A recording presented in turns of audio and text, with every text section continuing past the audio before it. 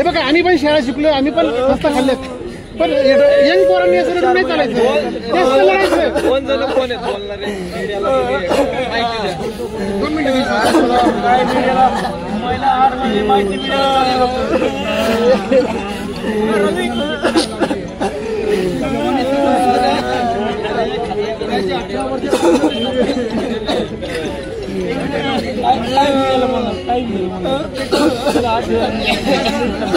मीडियाला बोला आम्ही काय पूजा केली काय दाखवून नाही, मीडिया नाही दाखवणार हे पण मला माहित नाही करायचे असतात आपण प्रयत्न करायचे, नाही झालं नाही आम्ही काय चुका केलं आम्हाला सांगा तुम्ही. च्या आत तुम्ही फॉर्म भरून घ्या ना आमचे, तुमचं काय असेल राजकारण तुम्ही तिकडे करा ना. रडायचं नाही अजिबात, रडायचं नाही अजिबात, रडायचं नाहीये, रडायचं नाही रे. अशा यंग पोरांनी रडायचं ना, यंग पोरांनी रडायचं नाही, रडायचं नाही. विद्यार्थी सर आणि यांची चूक आहे ना की भरती आता हे सांगतात की आम्ही जीआर करू शकत नाही, कोर्टात जाऊ शकतो, बाकीचे पण घेऊ शकतात. यांनी का नाही काढले नाही? एकच कारण आहे कोरोना नाही. मराठा आमची काय चुकी आहे सांगा. फक्त मराठा आरक्षणामुळे भरती पुढे गेली. आम्ही 8 महिन्यापासून जे आमच्या वय वाढी होती साहेब बोलले की वर्ष 2 वर्ष भरती निघणार नाही, वय वाढीच्या मुद्द्यावरती ही भरती आम्ही काढायला लावली. ते मग 31 डिसेंबरच्या आतमध्ये घेतोय शासनाचं काय होतं बरोबर आरक्षण आम्ही काय करणार. मी ओबीसीचा लढा लढतो, पण तुमचं बघ तुम्ही माझे बांधव, मी विचारणार नाही कोणत्या जातीचं आहे. तुमच्यासाठी मी आझाद मैदानावर आपण आंदोलन करू तिथं सगळ्यांना. पण ऐका मी काय म्हणतो आझाद मैदानावर 1000 पोरं येऊन द्या तिथं. मी काय म्हणतो आक्रमक आंदोलन करू आपण. आम्ही सगळे आझाद मैदानावर 2 आंदोलन केले, 2 आंदोलन केले, नागपूरमध्ये 1 आंदोलन केले, आता हे 5 आंदोलन.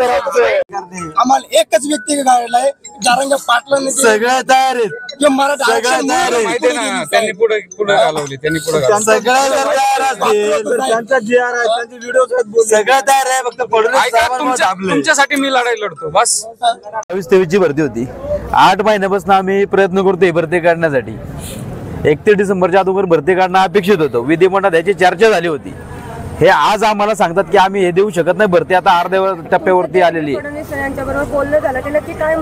ते म्हणले या भरतीत आम्ही देऊ शकत नाहीये. विचारलं नाही का त्यांना का म्हणजे आता त्यांना द्यायचंच नसून तर आता आम्ही काय विचारायचं, किती वेळा विचारायचं. सीएम साहेबांना स्वतः आम्ही 10 वेळा भेटलेलो आहे. फडणवीस साहेबांना मी स्वतः त्या दिवशी 8 तारखेला जाऊन भेटलेलो आहे मुंबईमध्ये. त्याही दिवशी म्हणले आम्ही ठीक आहे बघतोय बोलतोय प्रोसेस सुरू आहे. 13 तारखेपर्यंत ते आम्हाला गाजर दाखवत होते. आणि मला फक्त एकच सांगायचंय, पीएम ऑफिसला फोन केलेला आहे, राजनाथ सिंह यांनाही कॉल केलेला आहे, अमित शहा यांनाही कॉल केलेला आहे, नड्डाजी यांनाही कॉल केलेला आहे, 288 आमदार, 48 खासदार, सगळीकडे पाठपुरावा केलेला आहे. मग नक्की राहिले कोण? फक्त गावचे सरपंच राहिलेत फक्त आता फॉर्म म्हणजे निवेदन देण्याचे. एवढा पाठपुरावा करून यांच्या नाकर्तेपणामुळं, सरकारच्या नाकर्तेपणामुळं यांनी भरती 2-3 महिने पुढे लांबवली जर असेल तर याच्यामध्ये विद्यार्थ्यांची काय चुकी? आता हे आम्हाला सांगतात की आम्ही ठीक आहे 9000 पदांची भरती काढणार. हे आता गाजर कशासाठी दाखवताय? जे आमच्या हक्काचं आत्ता ताटात वाढलेलं आहे ते तुम्ही काढून घ्या. म्हणतात की तुम्हाला उद्या तुमचं बघतो काय आम्ही बंदोबस्त करतो, कशासाठी?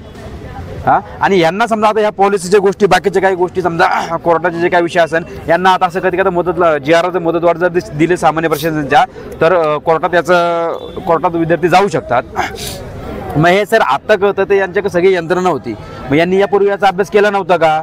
मग 31 डिसेंबरच्या पूर्वी हे भरती यांनी का नाही काढली? याचं पहिलं उत्तर पाहिजे ना आम्हाला यांच्याकडनं. 2 ते 3 मिनिटं तुमच्याशी बोलत होते, तेवढ्या ते नक्की काय बोलले तुम्हाला? ते डायरेक्ट म्हणले की आम्ही वकिलांशी चर्चा केलेली आहे, हे आम्ही देऊ शकत नाहीये. डायरेक्ट या भाषेत बोलत ते. आणि आम्हाला पुढचं गाजर दाखवलं 9000चं.